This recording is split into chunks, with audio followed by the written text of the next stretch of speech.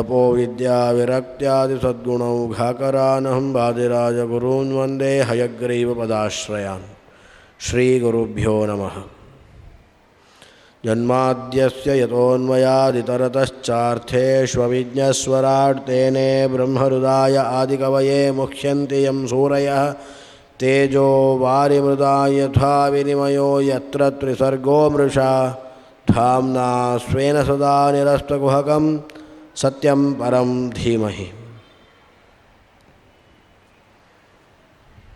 ಪ್ರಣಯ ಕಲಹದ ಕುರಿತಾಗಿ ಅತ್ಯಂತ ದೀರ್ಘವಾಗಿ ಭಾಗವತ ಅದರ ವರ್ಣನೆಯನ್ನು ಮಾಡ್ತಾ ಕೃಷ್ಣನ ಪ್ರತಿಯೊಂದು ಮಾತುಗಳಿಗೂ ಕೂಡ ಅವನ ವೈಭವಕ್ಕೆ ಅವನ ಸರ್ವೋತ್ತಮತ್ವಕ್ಕೆ ಚ್ಯುತಿ ಬಾರದಂತೆ ಯಾವ ರೀತಿಯಾಗಿ ಅರ್ಥೈಸಬೇಕು ಅಂತ ಹೇಳಿ ರುಕ್ಮಿಣಿ ತಿಳಿಸಿಕೊಟ್ಟ ನಂತರ ಈ ರೀತಿಯಾದಂತಹ ಮಾತುಗಳನ್ನು ಕೇಳುವ ಆಸೆಯಿಂದಲೇ ನಾನು ಅನ್ಯಥಾ ಅರ್ಥ ಕಲ್ಪನೆಯಾಗುವಂತೆ ನಾನು ಮಾತುಗಳನ್ನು ಆಡಿದೆ ಅಂತ ಹೇಳಿ ಕೃಷ್ಣ ಹೇಳಿ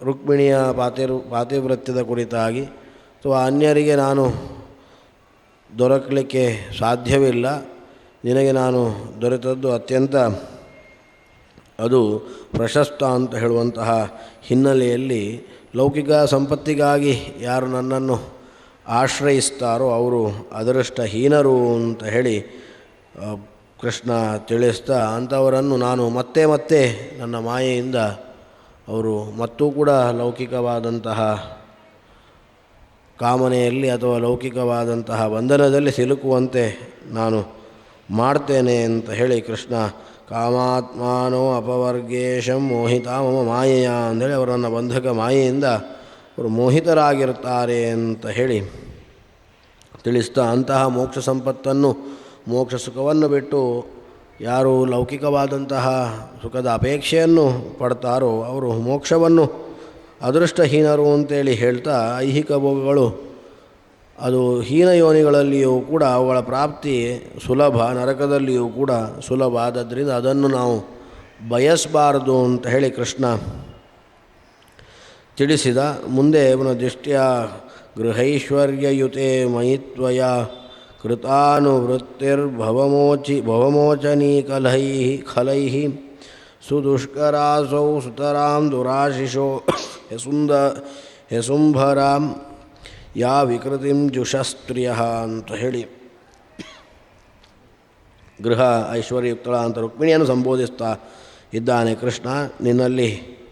ನೀನು ನನ್ನಲ್ಲಿ ನಿರಂತರವಾದಂಥ ಭಕ್ತಿಯನ್ನು ಮಾಡ್ತಾ ಇದ್ದೆ, ಅದರಿಂದ ನನಗೆ ಬಹಳ ಸಂತೋಷವಾಗಿದೆ. ಇಲ್ಲಿಯೂ ಕೂಡ ಅನ್ಯಥಾ ಅರ್ಥ ಬರುವಂತೆ ನಾನು ನಿನಗೆ ಕೋಪ ಭರಿಸುವಂತೆ ಮಾತನಾಡಿದ್ದರೂ ಕೂಡ ನಿನ್ನ ಪಾತಿವ್ರತ್ಯದ ಗುಣಗಳೆಲ್ಲವೂ ಕೂಡ ಅಭಿವ್ಯಕ್ತಿಗೊಂಡವು ಅಂತೇಳಿ ಹೇಳಿದ್ದ. ಈ ರೀತಿಯ ಭಕ್ತಿಯ ವಿಷಯದಲ್ಲಿ ಸುಖಾಭಿಲಾಷಿಗಳಿಗೆ ಮಾಡಲು ಅದು ಅಸಾಧ್ಯ. ನೀನು ಮಾಡಿದಂತಹ ಭಕ್ತಿ ಅತ್ಯಂತ ಪವಿತ್ರವಾದದ್ದು ಅಂತೇಳಿ ಹೇಳ್ತಾ, ಇಂದ್ರಿಯ ಪೋಷಣ ನಿರತಳಾದಂತಹ ದುರಾಶೆಯುಳ್ಳಂತಹ ಹಣಕ್ಕಾಗಿ ಕಪಟದಿಂದ ವರ್ತಿಸುವಂತಹ ಹೆಣ್ಣಿಗೆ ಇದು ಸರ್ವಥಾ ಅಸಾಧ್ಯವಾದದ್ದು ಅಂತ ಹೇಳಿ, ಅಂದರೆ ನನ್ನಲ್ಲಿ ಲೌಕಿಕವಾದಂತಹ ಅನೇಕ ಕಾಮನೆಗಳನ್ನು ಹೊತ್ತು ನನ್ನಲ್ಲಿ ಈ ರೀತಿಯಾಗಿ ನಿರಂತರವಾಗಿ ಭಕ್ತಿಯನ್ನು ಮಾಡಲಿಕ್ಕೆ ಸಾಧ್ಯ ಇಲ್ಲ ಅಂತ ಹೇಳಿ ರುಕ್ಮಿಣಿಯ ತಾನು ತೋರ್ಪಡಿಸಿದಂತಹ ತಾನು ವ್ಯಕ್ತಪಡಿಸಿದಂತಹ ಭಕ್ತಿಯ ಕುರಿತಾಗಿ ತನ್ನಲ್ಲಿರುವಂಥ ನಿಷ್ಠೆ ಕುರಿತಾಗಿ ಕೃಷ್ಣ ಶ್ಲಾಘನೆಯನ್ನು ಮಾಡ್ತಾ ಇದ್ದಾನೆ. ನ ತ್ವಾದೃಶೀಂ ಪ್ರಣಯಿನೀಂ ಗೃಹಿಣೀಂ ಗೃಹೇಶು ಪಶ್ಯಾಮಿ ಮಾನೀಯ ಸ್ವವಿವಾಹಕಾಲೆ ಪ್ರಾಪ್ತಾನ್ ನೃಪಾನವಿಗಣಯ್ಯ ರಹೋ ಮೇ ಪ್ರಸ್ಥಾಪಿತೋ ದ್ವಿಜ ಉಪಸ್ಥಿತ ಸತ್ಕಥಸ್ಯ ಅಂತ ಹೇಳಿ, ಪತ್ನಿಯರಲ್ಲಿ ನಿನ್ನಂತೆ ಪತಿಪ್ರೇಮ ಉಳ್ಳವರು ನಾನೆಲ್ಲಿಯೂ ಕೂಡ ಕಾಣಲಾರೆ ಅಂತ ಹೇಳಿ ಅವಳು ಕೃಷ್ಣನ ಕುರಿತಾಗಿ ತೋರಿದಂತಹ ಪ್ರೇಮವನ್ನು ವಿಶೇಷವಾಗಿ ಭಗವಂತ ಅಭಿನಂದಿಸ್ತಾ ಇದ್ದಾನೆ. ನನ್ನ ಕಥೆಗಳನ್ನು ಕೇಳಿಯೇ ನನ್ನಲ್ಲಿ ಪ್ರೀತಿ ಮಾಡಿ ಸ್ವಯಂವರ ಕಾಲದಲ್ಲಿ ಬಂದಿದ್ದ ಎಲ್ಲ ರಾಜರನ್ನು ತಿರಸ್ಕರಿಸಿದ್ದಿ ನೀನು. ಅತ್ಯಂತ ರಹಸ್ಯವಾಗಿ ನನ್ನ ಬಳಿಗೆ ಒಬ್ಬ ಬ್ರಾಹ್ಮಣನ ಕೈಯಲ್ಲಿ ಪ್ರಣಯಪತ್ರವನ್ನು ಕೂಡ ಕೊಟ್ಟು ಕಳಿಸಿದ್ದಿ ಅಂತ ಹೇಳಿ ಕೃಷ್ಣನ ಭೇಟಿಯಾಗದಿದ್ದರೂ ಕೂಡ ಕೃಷ್ಣನ ಕಥೆಗಳನ್ನು ಭಗವಂತನ ಶ್ರವಣವನ್ನು ಮಾಡುವುದರಿಂದ ಅವನ ಮಹಿಮೆಯನ್ನು ತಿಳಿದುಕೊಳ್ಳಬೇಕು ಅಂತ ಹೇಳುವಂತಹ ಒಂದು ವಿಚಾರವನ್ನು ಕೂಡ ಇಲ್ಲಿ ರುಕ್ಮಿಣಿಯ ಈ ಒಂದು ಕಥೆಯಲ್ಲಿ ಅಥವಾ ರುಕ್ಮಿಣಿ ಅವಳು ಕೃಷ್ಣನಲ್ಲಿ ಮಾಡಿದಂಥ ಭಕ್ತಿ ಯಾವ ರೀತಿ ವ್ಯಕ್ತ ಮಾಡಿದಂತಹ ಭಕ್ತಿ ಯಾವ ರೀತಿ ಯಾವುದು ಅಂತ ಹೇಳುವಂತಹ ರೀತಿಯಲ್ಲಿಯೂ ಕೂಡ ನಾವು ತಿಳಿದುಕೊಳ್ಬೋದು. ಅಂತಹ ನಿನ್ನ ಪತಿಪ್ರೇಮ ಅಪ್ರತಿಮವಾದದ್ದು ಅಂತ ಹೇಳಿ ಕೃಷ್ಣ ಅದನ್ನು ಶ್ಲಾಘಿಸ್ತಾ ಭ್ರಾತುರ್ವಿರೂಪಕರಣಂ ಯುಧಿ ನಿರ್ಜಿತಸ್ಯ ಪ್ರೋದ್ವಾಹ ಪರ್ವಣಿ ಚ ತದ್ವಧಮಕ್ಷಗೋಷ್ಠ್ಯಾಂ ದುಃಖಂ ಸಮುತ್ತಮತಹೋಸ್ಮದಯೋಗ ವಿಹಿತ್ಯ ನೈವಾಬ್ರವೀಃ ಕಿಮಪಿ ತೇನ ವಯಂ ಜಿತಾಸ್ತೆ ಅಂತ ಹೇಳಿ ಯುದ್ಧದಲ್ಲಿ ಸೋತಂತಹ ರುಕ್ಮಿ ಅಲ್ಲಿ ಹಿಂದೆ ಅದು ಬಂದಿತ್ತು, ಬಲರಾಮ ಈ ರೀತಿಯಾಗಿ ನೀನು ಬಂಧುಗಳ ಕುರಿತಾಗಿ ಈ ರೀತಿಯಾದ ವ್ಯವಹಾರವನ್ನು ಮಾಡಬಾರದು ಅಂಥೇಳಿ ಯಾವ ರೀತಿಯಾಗಿ ರುಕ್ಮಿಯನ್ನು ವಿರೂಪಗೊಳಿಸಿದ್ದ, ಅವನು ವಪನ ಕಾರ್ಯವನ್ನು ರುಕ್ಮಿಯಲ್ಲಿ ಮಾಡಿದ್ದ ಸೋತಾಗ, ಬಂಧು ಅಂತ ಹೇಳಿ ಅವನನ್ನು ಕೊಲ್ಲದೆ ಅವನನ್ನು ಅವಮಾನಿಸಿದ್ದ. ಆ ರೀತಿಯಾಗಿ ನೀನು ಮಾಡಿದ್ದು ತಪ್ಪು ಅಂತ ಹೇಳಿ ಹಿಂದೆ ಬಲರಾಮ ರುಕ್ಮಿಣಿಗೆ ಎಲ್ಲಿಯೋ ಅವಳು ಮುನಿಸಿಕೊಂಡಾಳು ಅಂತ ಹೇಳುವಂಥ ಹಿನ್ನೆಲೆಯಲ್ಲಿ ಬಲರಾಮನು ಕೂಡ ಕೃಷ್ಣನನ್ನು ಆಕ್ಷೇಪಿಸಿದ್ದ. ಅದರ ಕುರಿತಾಗಿ ಅಲ್ಲಿ ಪತಿಪ್ರೇಮ ಯಾವ ರೀತಿಯಾಗಿ ರುಕ್ಮಿಣಿಯಲ್ಲಿ ಇತ್ತು ಅಂತ ಹೇಳಿ ಯುದ್ಧದಲ್ಲಿ ನಿನ್ನ ಸೋದರ ಸೋತು ನಾವು ವಿರೂಪಗೊಳಿಸಿದ್ದೆವು. ಅನಿರುದ್ಧ ವಿವಾಹೋತ್ಸವದಲ್ಲಿ ಜೂಜಿನ ಕೂಟದಲ್ಲಿ ಬಲರಾಮ ನಿನ್ನ ಸೋದರನನ್ನು ಕೊಂದುಬಿಟ್ಟ. ಈ ಎಲ್ಲ ದುಃಖವನ್ನು ನೀನು ಮೌನವಾಗಿ ಪ್ರತಿರೋಧ ಮಾಡದೆ ನುಂಗಿಕೊಂಡೆ. ನನ್ನಿಂದ ವಿಯೋಗವಾದೀತೆ ಎಂಬ ಭಯದಿಂದ ಏನೂ ಮಾಡದೆ ನೀನು ಸುಮ್ಮನಿದ್ದೆಯ, ಅದರಿಂದ ನಾನು ನಿನಗೆ ಸೋತಿದ್ದೇನೆ ಅಂತ ಹೇಳಿ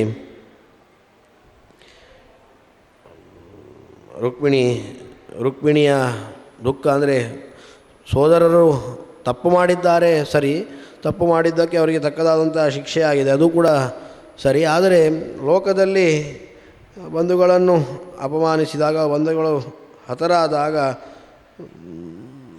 ಪ್ರತಿರೋಧವನ್ನು ಸಹಜವಾಗಿಯೇ ಎಲ್ಲರೂ ಕೂಡ ತೋರಿಸ್ತಾರೆ. ಆದರೆ ಇಲ್ಲಿ ಲೋಕದೃಷ್ಟಿಯಿಂದ ಮಾತ್ರ ನಾವು ಇದನ್ನು ಪರಿಗಣಿಸಬೇಕು ಹೊರತು ಅವರಲ್ಲಿ ಭಿನ್ನಾಭಿಪ್ರಾಯ ಇಲ್ಲ.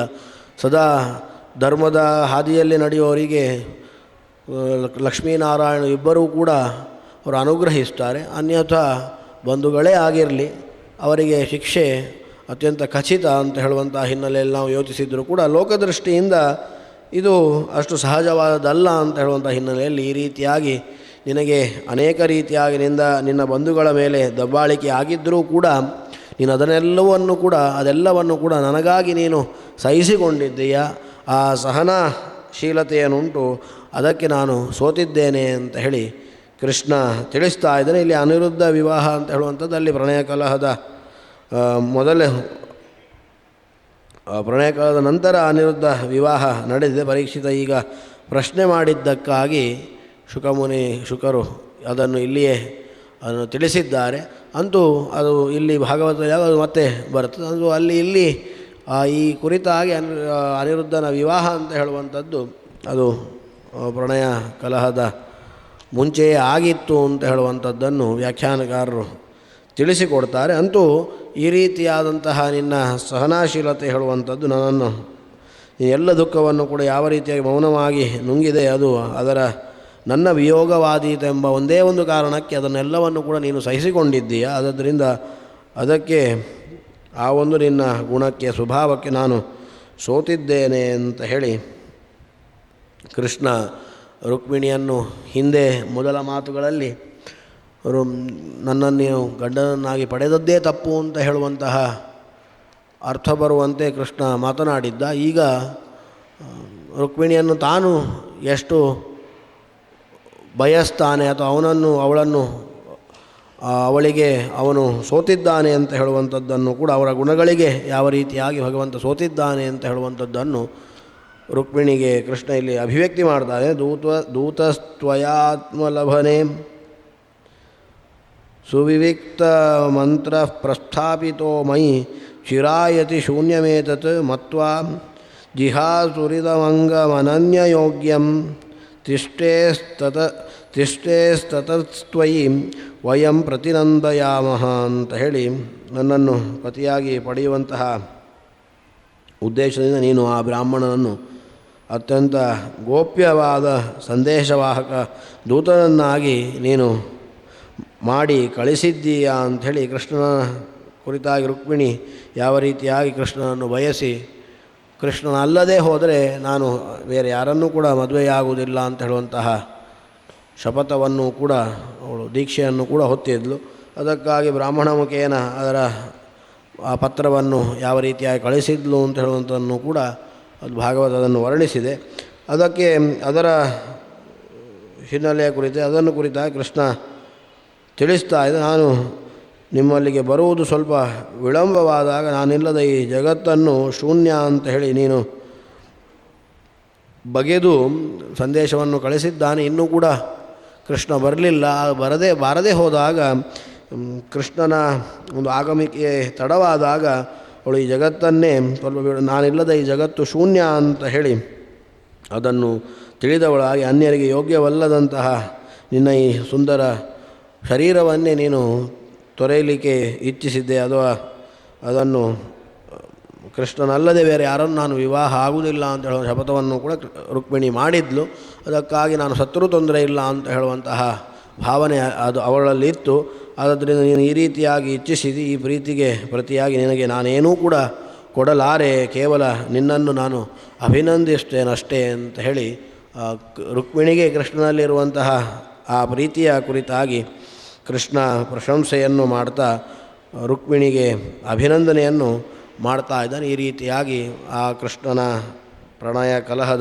ರುಕ್ಮಿಣಿಯರ ಪ್ರಣಯ ಕಲಹದ ಚಿಂತನೆಯನ್ನು ಶುಕರು ಪರೀಕ್ಷಿತ್ ರಾಜನಿಗೆ ವರ್ಣನೆಯನ್ನು ಮಾಡಿದರು. ಏವಂ ಸೌರದಸಲಾಂ ಪೈರ್ಭಗವಾನ್ ದೇವಕೀಸುತಃ ಸ್ವರತೋ ರಮಯಾ ರೇಮೆ ನರಲೋಕಂ ವಿಡಂಬನಂ ಅಂತೇಳಿ ಶುಕರು ತಿಳಿಸ್ತಾ ಇದ್ದಾರೆ.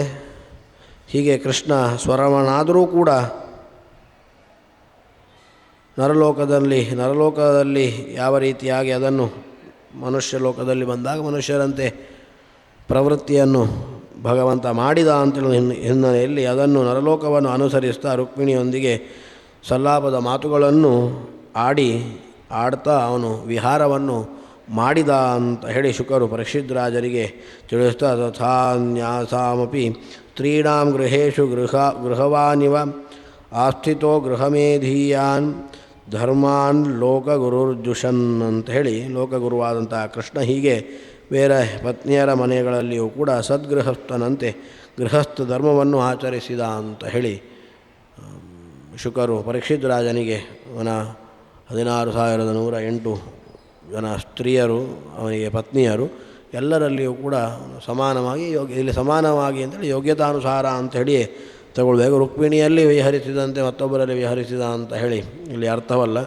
ಅಲ್ಲಿ ಅವರ ಸಾನ್ನಿಧ್ಯ ವಿಶೇಷದಿಂದ ಲಕ್ಷ್ಮಿಯ ಸಾನ್ನಿಧ್ಯ ಅವರಲ್ಲಿ ಎಷ್ಟರ ಮಟ್ಟಿಗೆ ಇತ್ತು ಅಷ್ಟರ ಮಟ್ಟಿಗೆ ಅವರೊಂದಿಗೆ ಅವರ ಯೋಗ್ಯತಾ ಅನುಸಾರವಾಗಿ ಅವರ ವರದ ಹಿನ್ನೆಲೆಯಲ್ಲಿ ಅವನು ವಿಹಾರವನ್ನು ಮಾಡಿದ ಅಂತ ಹೇಳಿ ಗೃಹಸ್ಥ ಧರ್ಮವನ್ನು ಭಗವಂತ ಆಚರಿಸಿದ ಅಂತ ಹೇಳಿ ಶುಕರು ಪರೀಕ್ಷಿತ್ ರಾಜನಿಗೆ ತಿಳಿಸ್ತಾ ಮುಂದೆ ಕೃಷ್ಣನ ಸಂತತಿಯ ಕುರಿತಾಗಿ ಭಾಗವತ ಅದರ ವರ್ಣನೆಯನ್ನು ಮಾಡುತ್ತದೆ. ಅದರ ಚಿಂತನೆ ನಾವು ನಾಳೆ ದಿವಸ ಸೇರಿದಾಗ ಮುಂದುವರಿಸೋಣ ಅಂತ ಹೇಳಿ ಇವತ್ತಿನ ಭಾಗವತ ಮಾತುಗಳನ್ನು ಗುರುಗಳ ಅಂತರ್ಯಾಮಿಯಾದಂತಹ ವೇದವ್ಯಾಸ ಭಿನ್ನ ಕೃಷ್ಣನಿಗೆ ಸಮರ್ಪಿಸ್ತಾ ಇದ್ದೇವೆ. ಕೃಷ್ಣಾರ್ಪಣ.